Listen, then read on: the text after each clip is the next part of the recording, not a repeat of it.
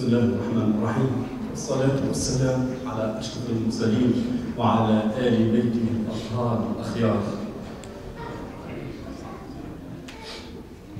الحمد لله نحمده ونستعينه ونستهديه ونعوذ بالله من شرور أنفسنا ومن سيئات أعمالنا. من يهده الله فهو المهتد ومن يضلل فلن تجد له وليا مرشدا. وأشهد أن لا إله إلا الله وحده لا شريك له وأشهد أن محمدا عبده ورسوله. اللهم صل على محمد وآل محمد. بسم الله الرحمن الرحيم. ربي اشرح لي صدري ويسر لي أمري واحلل عقدة من لساني يفقه قولي.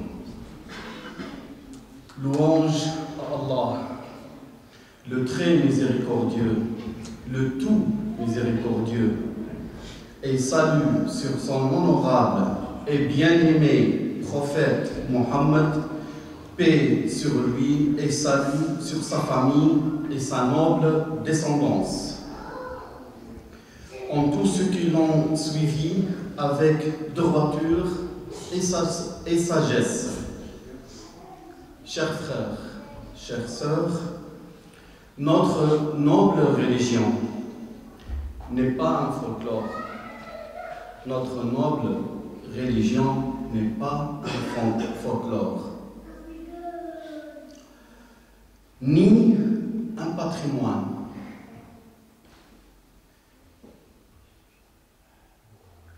C'est-à-dire Torah. Ce n'est pas un patrimoine historique, ni un folklore qu'on le suit et on fait ce que nous a transmis ou bien ce qu'on a appris sur les autres. Notre religion, elle est plus noble que ça. Elle est plus noble que d'être suivie avec le monde. Plus noble que d'être pris comme nos parents ont fait, ou bien comme les autres font, ou bien comme ils disent que c'est la majorité, elle fait ça, la plupart, elle fait ça. On ne peut pas être exclu de la majorité. Or, Allah subhanahu wa ta'ala, il dit وَلَتَجِدَنَّ أَكْثَرَهُمْ لِلْحَقِّ كَارِهُونَ. Tu trouves la plupart des gens n'aiment pas la vraie, n'aiment pas la vérité, ils n'aiment pas la vraie droiture, ni même une culture générale, mais elle est par excellence din al-haq. Par excellence din al-haq, c'est la religion vraie.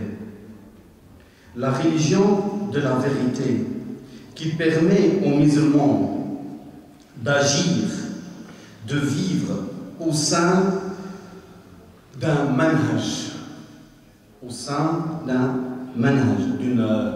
d'une route qu'il doit suivre, une route droite.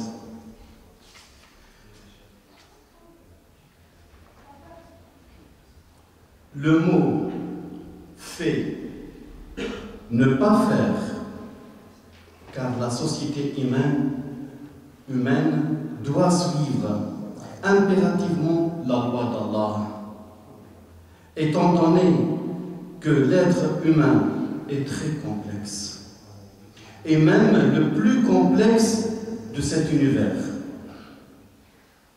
Allah le Tout-Puissant est notre Créateur. Et cette vie d'ici-bas n'est pas une partie de joie et de plaisir, mais de complications, de problèmes et d'épreuves. Et la grande sagesse, chers frères, chères sœurs, est d'être convaincu du fait qu'il ne faut pas se réjouir du bonheur, ni se lamenter et s'attrister du malheur. Car la personne pieuse, celle qui croit en Allah et en paradis, et quelle est la meilleure créature d'Allah, et quelle est la meilleure créature d'Allah. La personne, l'être humain en général, si elle se trouve dans la joie, elle se trouve dans le bonheur, alors il dit, Allah m'aime, Allah me donne tout ce que j'ai besoin. C'est que je suis le béni d'Allah. Il ne croit pas, il ne sait pas, il ne pense pas que ça c'est une attirance de Satan, du Shaitan, vers les péchés. Il croit que la vie, c'est ça, c'est le bonheur, c'est la joie, c'est l'argent, c'est le bien, c'est les belles voitures, les belles téléphones. C'est vrai, on peut vivre, on peut avoir ce qu'on a besoin, on peut rêver, mais on ne peut pas prendre ça en obsession. On ne peut pas être captivé par la vie d'ici-bas. Et quand il a un malheur, il lui arrive un malheur, et il est déçu de certaines choses. C'est pas la personne pieuse, elle ne s'enferme pas sur elle-même. Elle ne se noie pas dans la dépression. Elle ne vivra pas dans le noir, dans l'obscurité. Elle ne s'enferme pas dans une maison ou dans sa chambre. Tu la trouves approchée d'Allah, subhanahu wa ta'ala. Il dit, Lan yusibana illa ma kataba Allahu lana. Ce qui nous arrive, c'est d'Allah. Et moi, j'accepte ce qui m'arrive. J'accepte que Allah a décidé pour moi. Et le meilleur exemple de tous les exemples, c'est Imam Hussein alayhi salam. Il savait qu'il allait mourir. Il savait qu'ils vont le tuer. Même son cri, est-ce qu'il y a quelqu'un qui peut m'aider? Est-ce qu'il y a quelqu'un qui peut être à mes côtés? Ce n'est pas un cri de panique. Ce n'est pas un cri de « est-ce qu'il y a quelqu'un qui va me sauver ?» Non. Mais ça, c'est une preuve contre eux. C'est une preuve de plus contre ses ennemis. Pour que le jour du jugement dernier, ils ne vont pas trouver une excuse. Que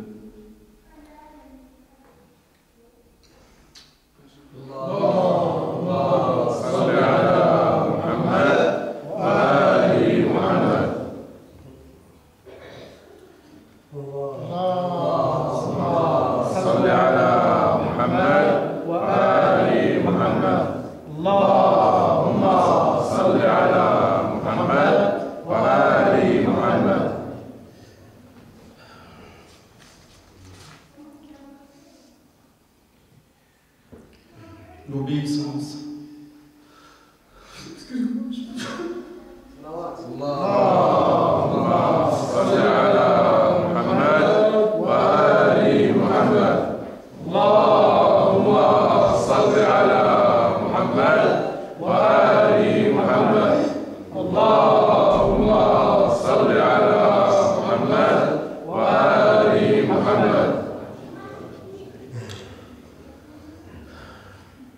Comment on peut dire que c'est de l'histoire?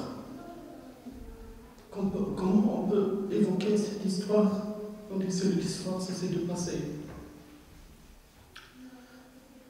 Si on ne peut pas imaginer qu'on a vécu avec ces gens-là, ces gens nobles, qui acceptent la mort. En réalité, ce n'est pas la mort qu'ils ont voulu, c'est la vie qu'ils ont voulu. Parce que comme il a dit Amir al-Mu'minin alayhi salam, Ya dunya, ghurri ghayri, fa inni tallaqtuki bithalath. Ces nobles gens, ces nobles familles de Rasulullah sallallahu alayhi wa sallam, cette vie ne les intéresse pas.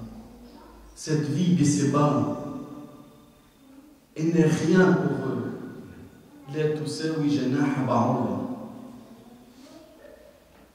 Cette vie d'ici-bas, c'est une vie de tristesse, c'est une vie d'épreuves, c'est une vie de problèmes. Et tu vois, la personne, elle est dans le malheur, elle est dans la fatigue, elle est dans les problèmes, et elle est attachée à la vie. Il est attaché à la vie. Il aime la vie. Ils adorent la vie. Pour de l'argent, pour quelques sous, pour quelques dirhams, ils vendent son père, ils vendent sa mère. Ils vendent tout ce monde-là. Plutôt, ils vendent tout le monde de l'au-delà pour acheter la vie d'ici-bas. Il ne sait pas si avec cet argent, est-ce qu'il va vraiment avoir le bonheur? Est-ce qu'il va vraiment arriver à atteindre son but? Comme celui, le vieux, là, c'est un vieux, c'est un poète. Et il est venu pour déclarer son islam entre la main de Rasulullah sallallahu alayhi wa sallam. Alors les Qurayshites, ils ont eu peur. Ils ont dit, si cette personne, il est vieux, c'est vrai, mais il a son mot dans sa tribu. Et toute sa tribu, ils vont le suivre. Alors il faut l'empêcher de tous les moyens pour qu'il ne se convertisse pas en islam. Alors, ils l'ont arrêté, lui ont barré le chemin en lui disant, où tu vas? Il dit, je vais réclamer mon islam entre Rasulullah sallallahu alayhi wa sallam. Ils ont dit, est-ce que tu sais qu'il interdit le vin? Le vin, moi je suis malade et je ne peux pas accepter le vin et mon estomac ne peut plus le digérer. Ça ne m'intéresse pas. C'est bien qu'il l'interdit. Est-ce que tu sais qu'il a interdit la fornication? Ou je suis vieux maintenant et ça ne m'intéresse plus.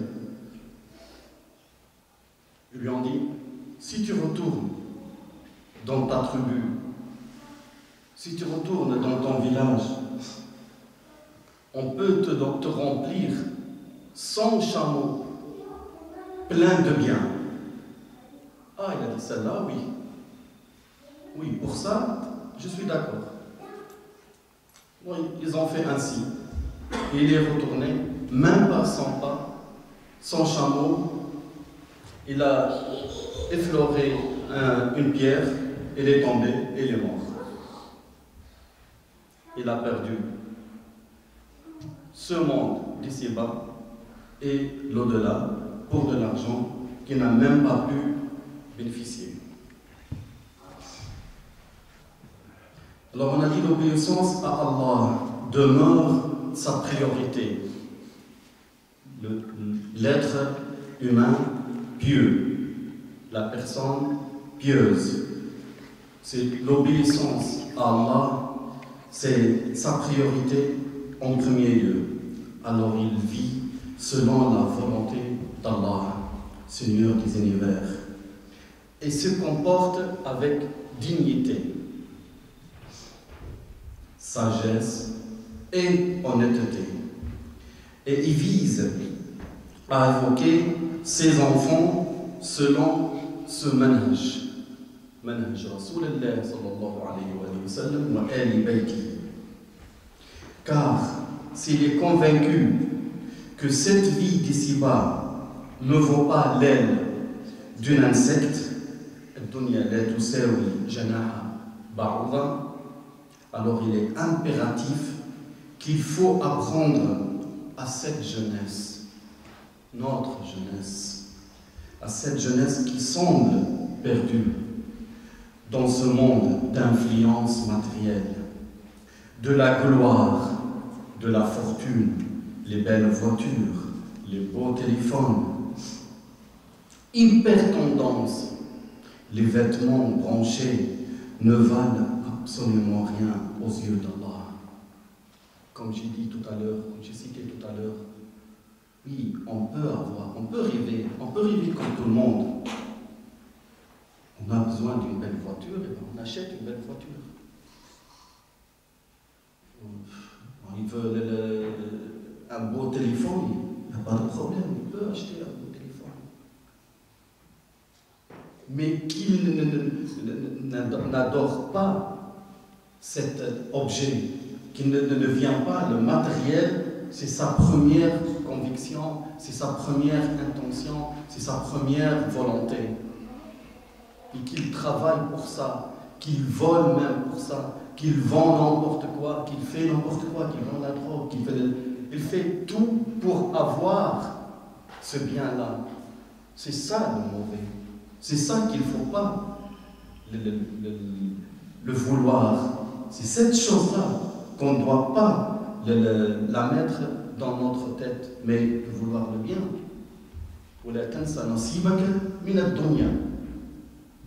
Allah subhanahu wa ta'ala, il ne nous a pas dit de se priver, mais à la norme. On prend les choses comme telles.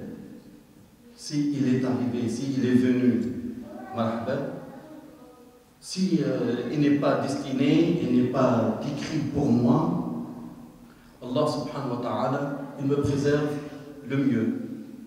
Il ne m'a pas voulu ça ici, peut-être qu'il va me le donner dans l'autre vie.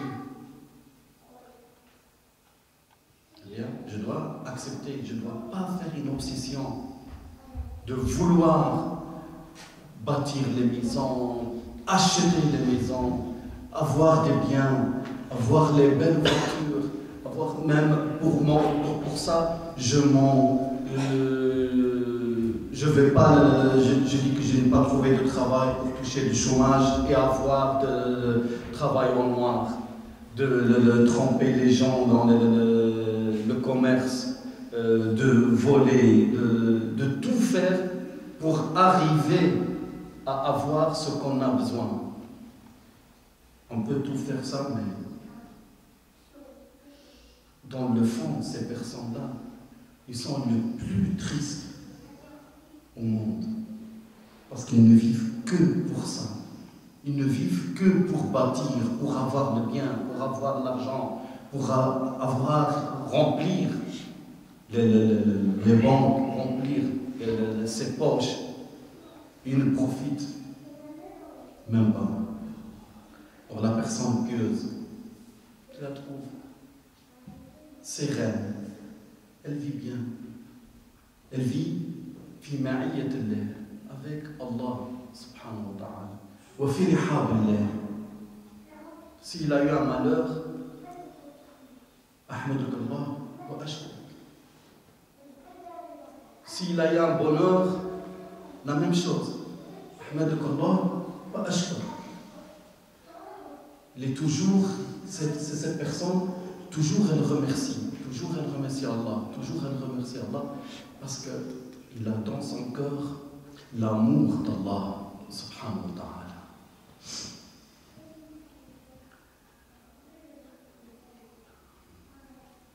Alors, seule une prise en charge de soi est obligatoire pour se purifier de ce monde qualifié par mirage mortel.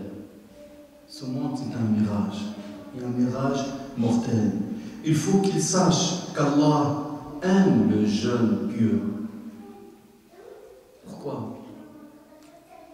Parce que le jeune, il a un grand pouvoir il est fort, il est enthousiaste, il a plein de rêves, plein d'énergie. Alors, s'il est pieux, ce jeune-là, il ne va pas commettre des choses qui fâchent Allah subhanahu wa ta'ala. Il ne va pas commettre des choses qui va le regretter par après. Alors tu vas le trouver un jeune, pieux, et il est bénéfique pour lui-même et pour la société et pour Allah subhanahu wa ta'ala.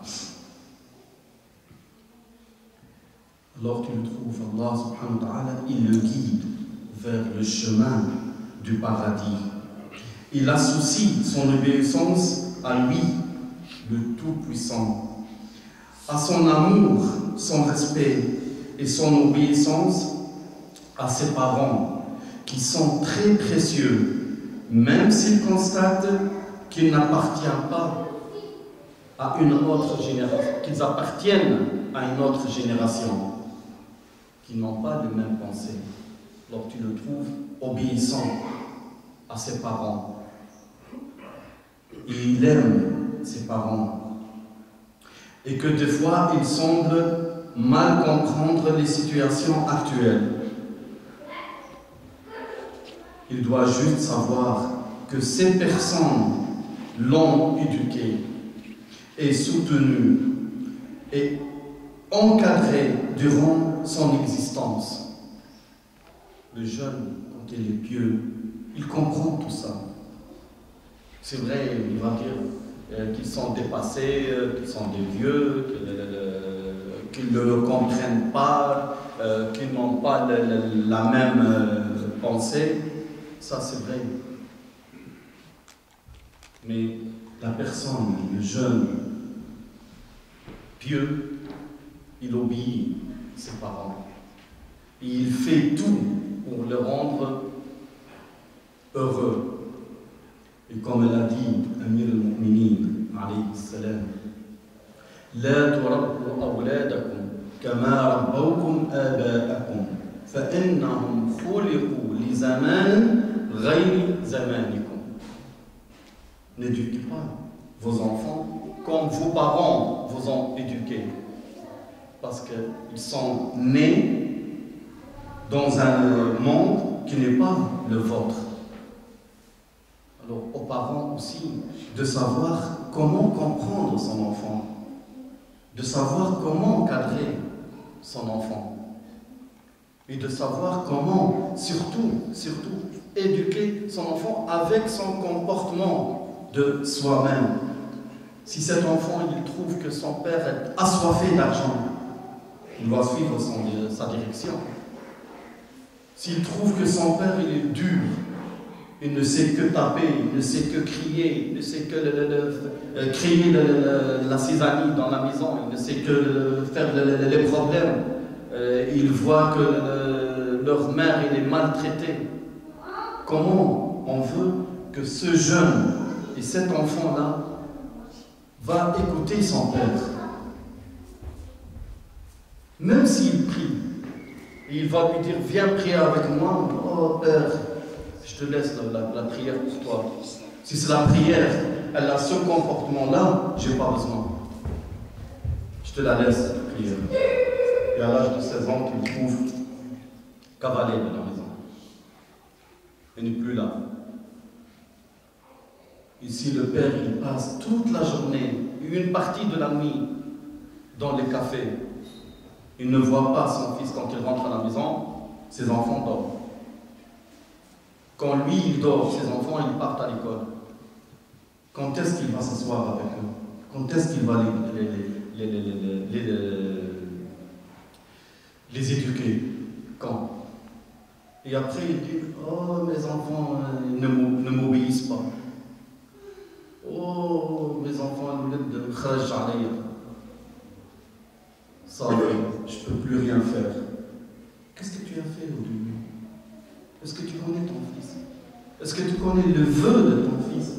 Est-ce que tu connais ton fils, qu'est-ce qu'il a besoin? connais rien de ton fils. Tu sais rien de ton fils.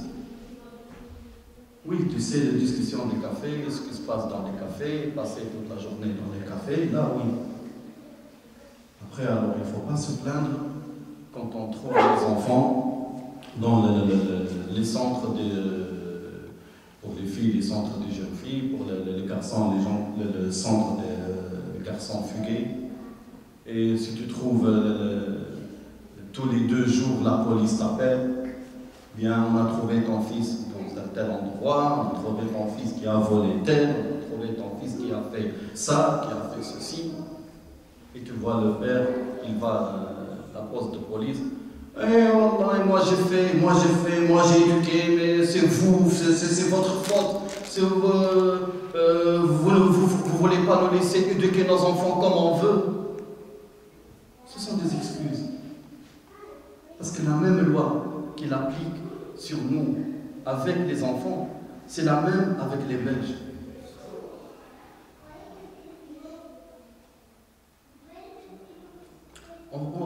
On voit dans les rues et la nuit, dans les parcs, comment les jeunes, comment ils font jusqu'à 2h, 3h du matin, les cris, les motos,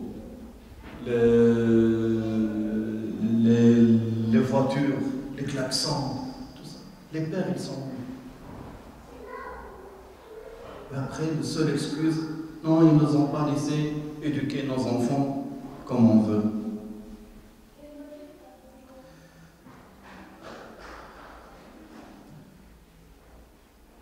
Alors je m'adresse à cette adorable jeunesse, car malgré les divers problèmes causés par nos jeunes, Allah yadihum, il y a toujours une lueur de bien, comme il a dit Rasoul sallallahu alayhi wa sallam. لا يزال الخير في وفي أمتي إلى أن يرث الله الأرض ومن عليها. Ce qui est important que ces jeunes doivent dire à haute voix qu'ils sont des Belges, mais musulmans, d'origine arabe, d'origine berbère, d'origine maghrébine. Ils doivent avoir la tête haute, qu'ils appartiennent à cette société. Ce sentiment d'appartenance sociale est très important pour honorer l'image de l'islam et être de bons citoyens. Ainsi, ils permettent aux autres jeunes Belges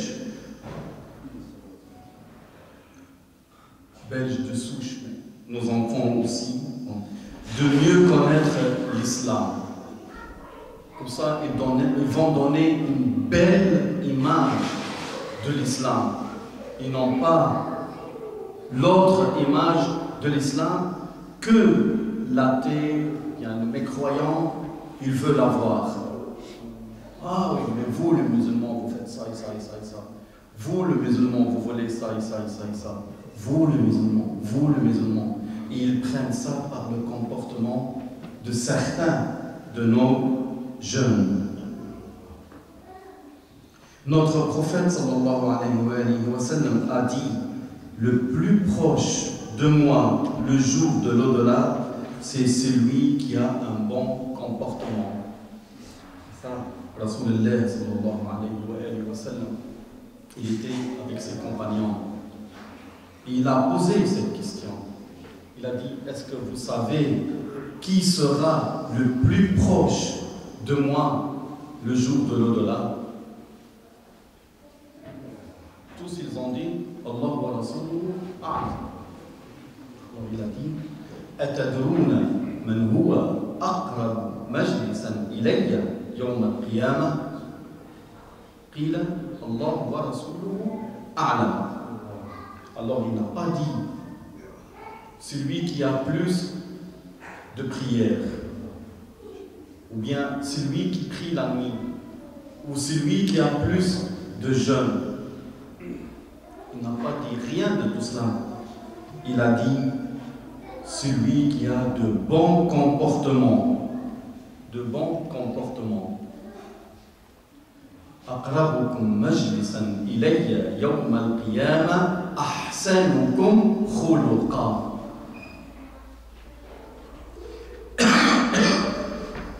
Et le respect des valeurs humaines commence par le respect de soi-même, par le respect de ses parents, surtout la maman qui a effectué tout le long de sa vie de multiples sacrifices pour le bien de ses enfants. Les imams de El-Bayt alayhim salam étaient des leaders dans le respect des parents et des personnes âgées et se rappellent tous comment l'imam al-Hassan alayhi salam et l'imam al-Hussein alayhi salam se sont comportés avec le vieil homme qui faisait le mal, son ablution. Ils n'ont pas voulu lui dire, le vexer. Mais c'est faux ce que tu fais. Mais c'est pas bien ce que tu fais. Mais ce n'est pas le vrai ablution. Non. Ils l'ont fait ça avec sagesse. Et avec respect aussi pour son âge. Ils sont allés lui dire, oh monsieur, moi et mon frère, on s'est mis en différend pour l'ablution. Mon frère, il va faire l'ablution devant toi, et puis moi, et tu vas juger. Alors l'imam al-Hassan, alayhi salam, il a fait en premier l'ablution, et puis l'imam al-Hussein, alayhi salam, il a fait l'ablution. Il a dit, c'est moi qui fais mal l'ablution. C'est pas vous, c'est moi qui fais le mal l'ablution. Merci de me l'avoir appris. Et comment il a appris? Si c'était le contraire, il va les laisser, il va partir. Et c'est ça la sagesse, d'apprendre, la sagesse de dire, faire et ne pas faire. Ils lui ont montré la bonne ablution, le bon retour.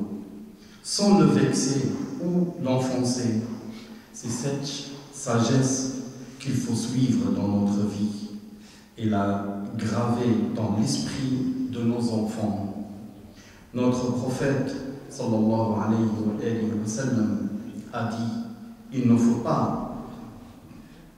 fait pas partie de ma nation celui qui n'est pas clément avec notre faible et celui qui ne respecte pas les personnes âgées et celui qui ne renonce pas à la valeur de qui ne reconnaissent pas la valeur de nos savants.